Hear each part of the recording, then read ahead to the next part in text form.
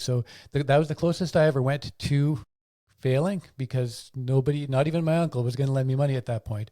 But what he did do for me was he helped me find the way out for myself.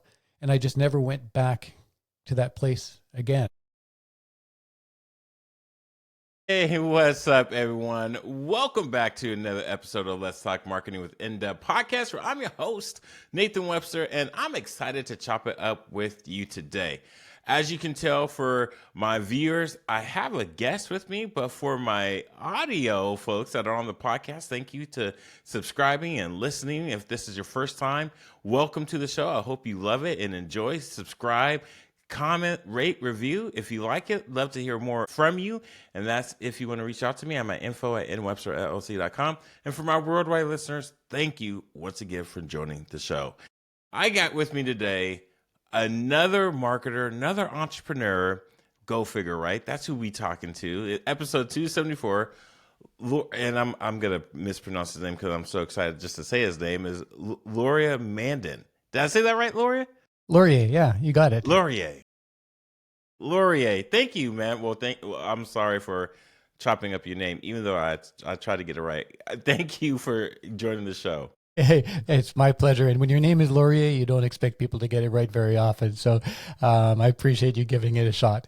But yeah, I've been looking forward to this. As I said to you just before we started recording, is, you know, I want to just kind of feed on your energy too, because that's one of the things when I listen to the podcast, it sparks me and gets me going for my day. So let's do that for your listener today as much as we can.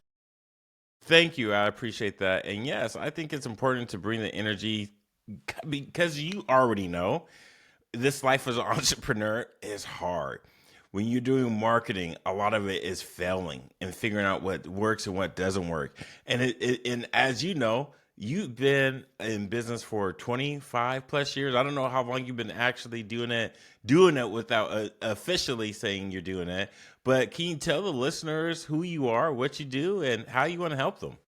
Yeah, for sure. And I've been doing it for most of my life, 32 years now. I've been in marketing, working directly with marketers, running Graphos, which is the company that I founded in 1993. And, you know, what keeps me going is the people that I get to work with.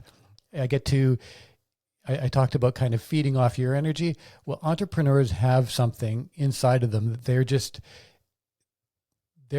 they exist to set that free. And when you work with people like that, you can't help but gain from that, to benefit from it. And that, to me, I'm really grateful to all the great entrepreneurs I've had the opportunity to work with for over 30 years, because that's what makes me want to never retire. I can't imagine stepping away from, you know, just the dopamine rushes that I get from watching people succeed, when their campaigns take off. I feel just as excited as they do. And it's really hard to do that with, you know, just your own business. So being in marketing is a bit of a cheat for me to keep on feeding that, you know, to be able to keep on. If the only way I could get it is helping people to find that success and to help them to get to where they're going. So, you know, it's as much as it feels like a great, exciting, fun thing that I'm doing, I'm also doing it because I enjoy the rush that I get from doing that. So I think you probably feel kind of the same thing working with your audiences. You're here, you know, you're doing a great job of what you do. And the real reason you do it is just, you get to see the outcomes.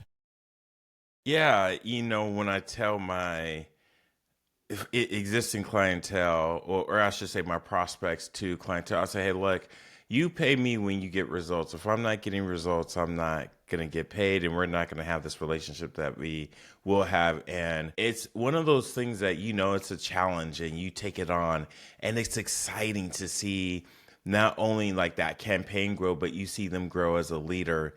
And you've been doing this since 1993. Oh my gosh, how many iterations of leaders have you helped create and build? Like you have a book that says I Need That. I want to learn more about your story. How did you get into marketing and inspiring consulting entrepreneurs and small businesses? Yeah, well, you know, I started off, I went to journalism school way back a couple of years before I started the business, and realized through doing that, more than anything, I met some really great people and made friends that I still have today. But the biggest thing I came out of that with was learning I didn't want to be a journalist and a reporter.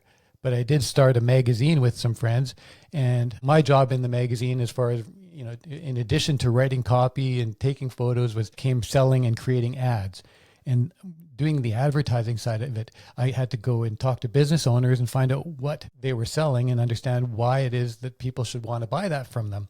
So that was kind of way back then, the spark of recognizing how important need was to when people are buying, and to recognizing and taking what people typically perceive as just, passing desire or interest in something, and flipping that want into what is a need. And in order to do that, you have to really understand what the customer is going to gain, what I call their coveted condition. So what that long-term ideal future state of your customers is, that's going to make the thing that you're creating irresistible to them. Because you're not just trying to, sell snake oil to people, you're trying to sell outcomes. But very often, business owners, entrepreneurs just focus on the service or the product that they're selling. And when you're doing that, it just kind of becomes generic. It's just, come to my flower shop and get flowers. But it's not really about that. You're getting the right flowers with someone who can work with you, so you can make your wife's day, so you can cheer up somebody at a sad time. There's always,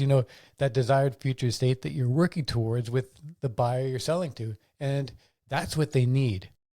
So a big chunk of what I talk about in the book and in my daily emails is helping people to really recognize that. It's like, how are you going to take your customer, and through showing that unique value that you've got to offer, why it is that they need your product, and they need to do business with you, not just whatever 10,000 other options are out there. Because every day our brains process 10,000 or more signals and marketing content and all those different things. So out of all of those things your prospects are seeing, what is it in there that makes them see your thing and decide, that's what I need, that's what I'm going to invest my money into, this is where I'm going to put my time into, going over to this person's shop or their place of business or their online, their website, and transacting and coming out somehow better, getting more towards my coveted condition, that long-term place that I want to put myself into.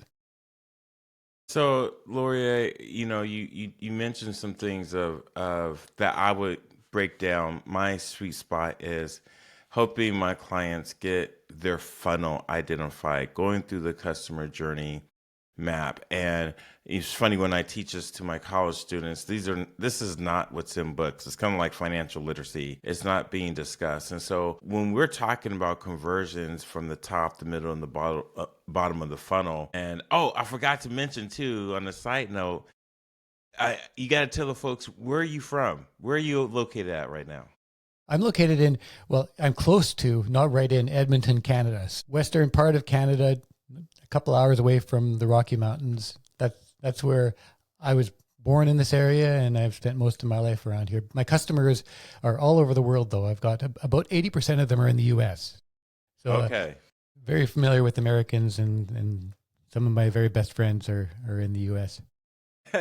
And before I finish that question, I wanted to make sure that I let folks know where you're from, because obviously where you're at has a lot to do with how people buy, consume, learn, and everything else. So with that being said, how do you go through managing your marketing to your sales to your nurturing and retention of, or how you would do that for one of your clients?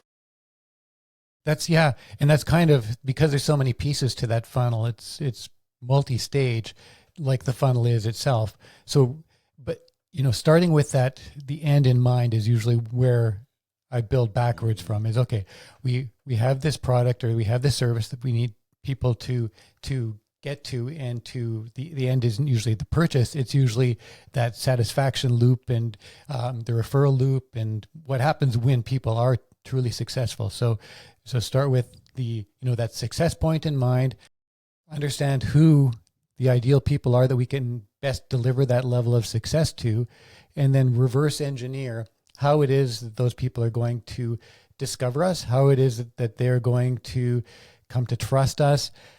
And, along the journey with some products and services, this all happens really, really fast. And with some, it's, I work with a lot of clients in B2B worlds where this can take years. That the discovery phase. They come to learn about your SaaS product, and 3 years later, they're finally signing the contract and getting onboarded. And it could be months and months after that when they're finally becoming successful users of the product. And that goes all the way back to the flower shop, where they might just be flower shop near me. They come and find you. They have a delightful experience and walk out of the door saying, wow, that was like, I was going to go to Costco and buy a ready-made bouquet. Now I've got something that my wife is going to, this is going to improve her whole week while she's enjoying these flowers, because I got some that are going to last, and they're her colors and her style. So it's, regardless of what it is you're selling, that funnel does exist.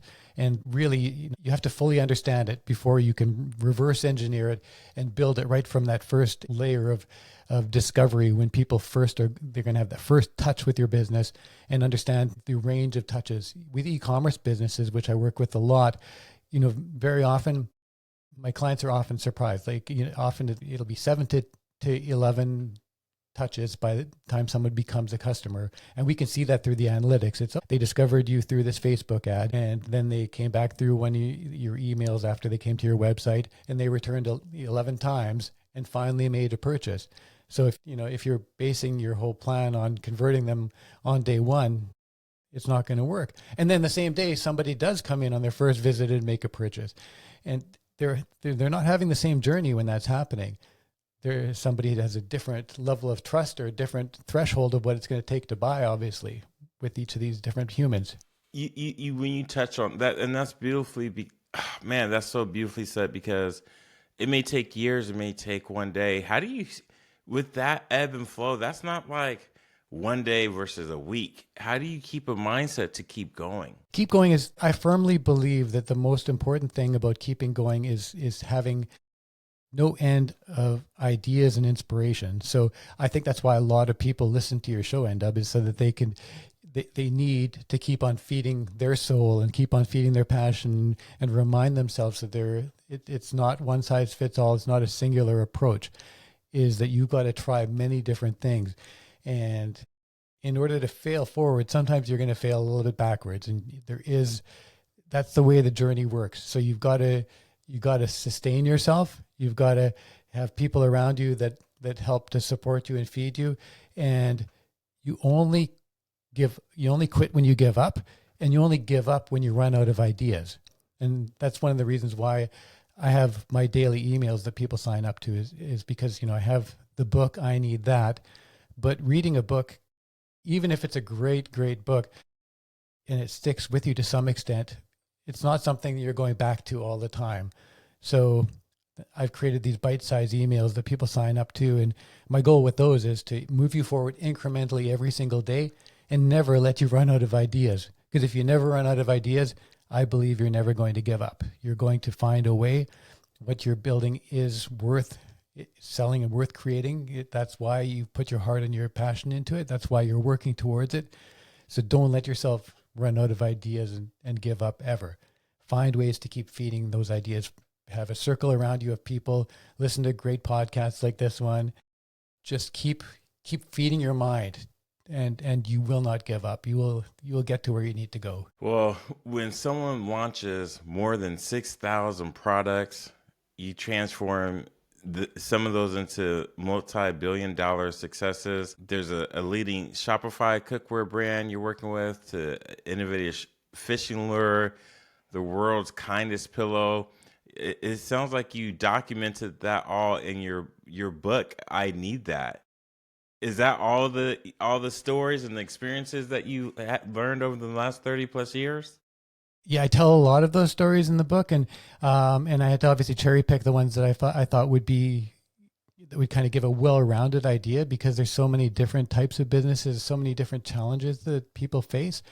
But really, that's one of the things that kind of keeps me excited day to day, is that no matter how long you do it, as long as I've been doing this, I haven't seen it all. I don't get as surprised as I used to, but things keep changing, especially in the technology world. The platforms change. What worked yesterday may not work today. So, and that takes you right back to the philosophy of can't run out of ideas. You can't run out of steam thinking oh, this is the big one. This one's going to work. It might, but chances are you're going to be taking it apart and trying to figure out what didn't go quite as planned. And that's something, as I was saying in marketing, is that you can't just have there's no formula for success that works that you can replicate for business after business, or even for your own business.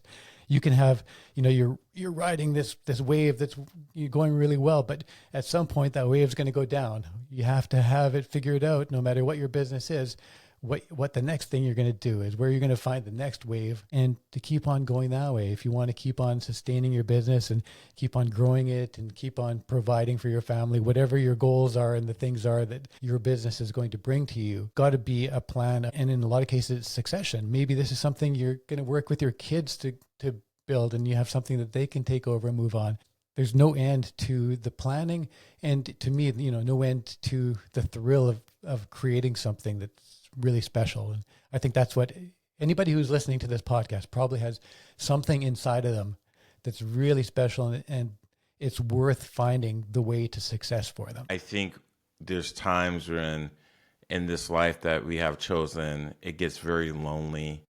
And as we're running out of time, I definitely want to make sure that I include your link of I need that and your daily reads, because in being lonely, I'm sure you probably talk some people off the ledge. Do you have a good story of how you may have done that a time or two? It's a really lonely world. I think the only thing lonelier than running a business is writing a book, because it's something that you do kind of in isolation, and you do it in the wee hours. And when it's not working, you feel very alone in spinning your wheels. And yeah, it's almost every entrepreneur. It doesn't matter how successful you are. If you happen to be the luckiest one out there and you find almost immediate success, you will still get to a point when you plateau and when things aren't going the way you want to. And if people just love you because of your success, you're going to feel lonely then. Chances are more likely you're going to feel lonely before you get there, because it's always, it's not a marathon, it's an ultra marathon. So yeah, I think the majority of customers I've worked with, even some of the most successful ones, have had moments when they feel like the walls are closing in, and they feel like, oh my gosh, everything I've put into this is starting to fall down at my feet. And I don't want to talk about, because of those moments are so dark and scary, I won't speak specifically to any of my clients.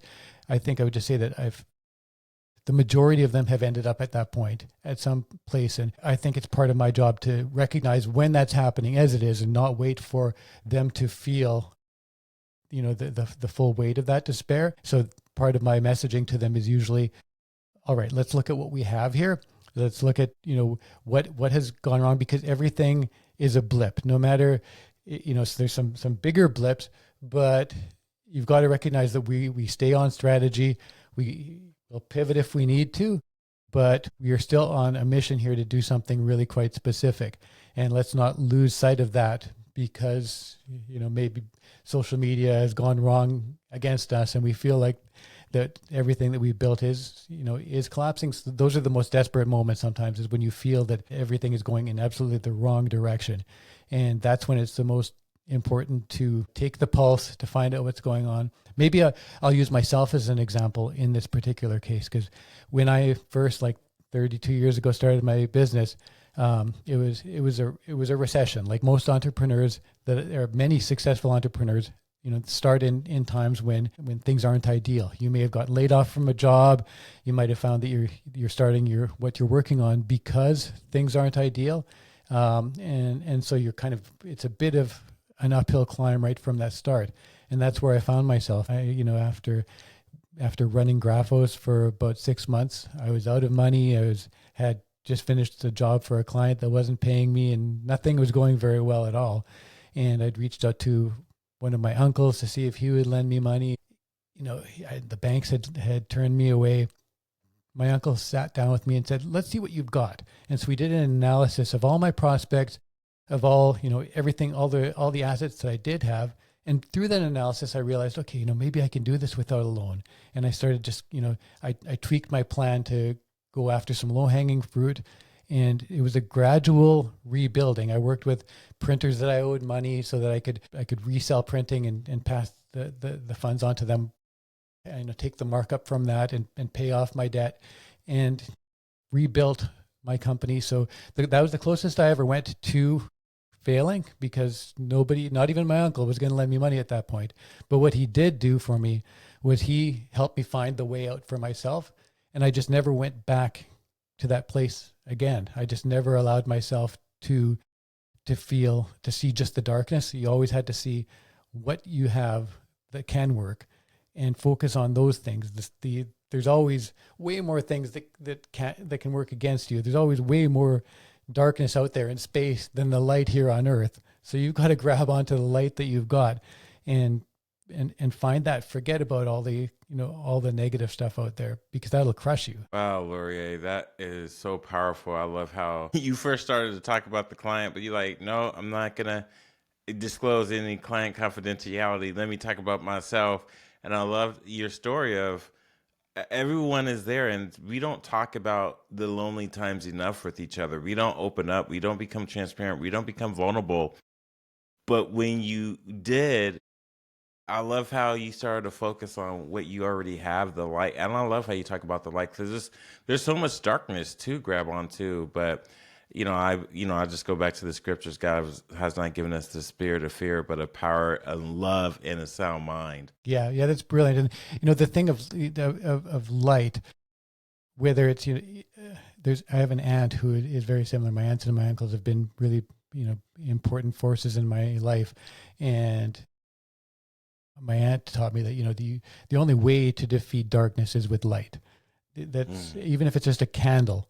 You can defeat all the darkness around you with that little tiny candle. And just finding that is finding the light that you can grab onto. And then from that one candle, you can light a room full of candles. True. It's an amazing thing. Where can they find you and sign up for your newsletter? For sure. The easiest place to find me is lmandin.com. So it's LMANDIN.com. And from there, you can find the book. You can go to graphosproduct.com, which is where my business website is.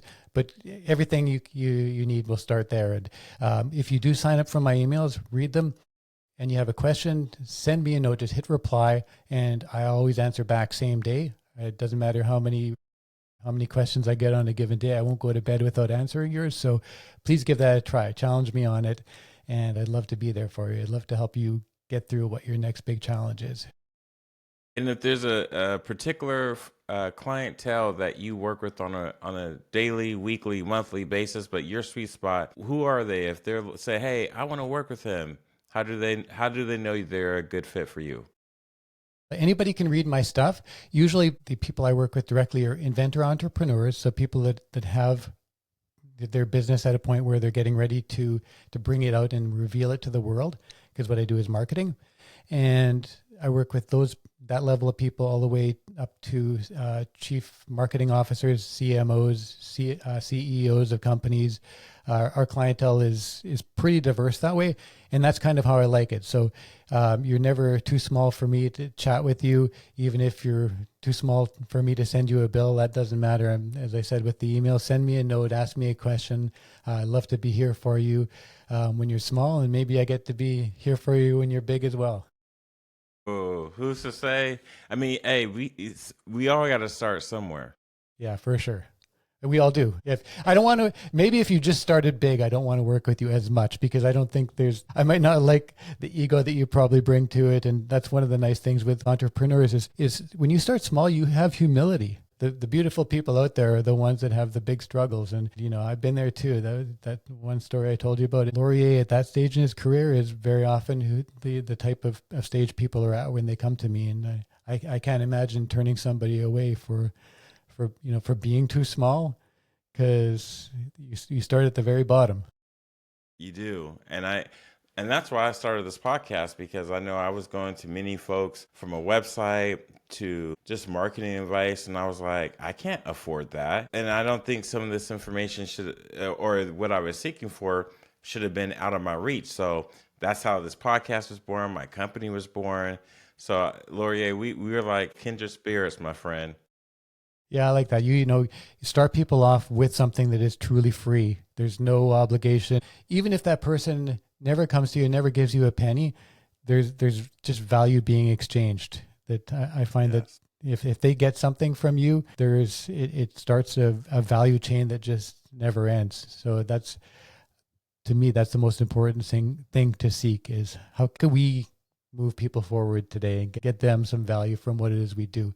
To me, that we all need to make money to exist, but it's never the money that gives me the real excitement. It's when you see things that are going positively for someone, and then that smile on their face as it's happening, and the experience of succeeding, the feeling of success does make all those feelings of failure worthwhile. It's pretty magical when you find that right mix, the right combination. And we have to end on that, Laurier. I love that. Thank you so much for coming on the show.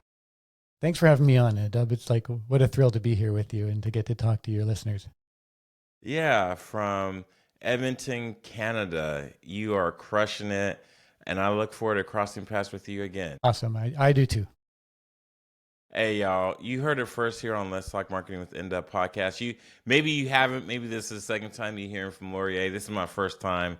I loved it. Make sure you go into the show notes. I'm in the description, all his links, how you can get in touch with him, get a hold of him, read his journal, or not his journal, his newsletter. I'm going to sign up for it too. Just in case you want to get in contact with him and you're like, no, I'm telling you, get in touch with this cat. Until next time, y'all, I wish you nothing but the best. So dream big and Godspeed. We're out.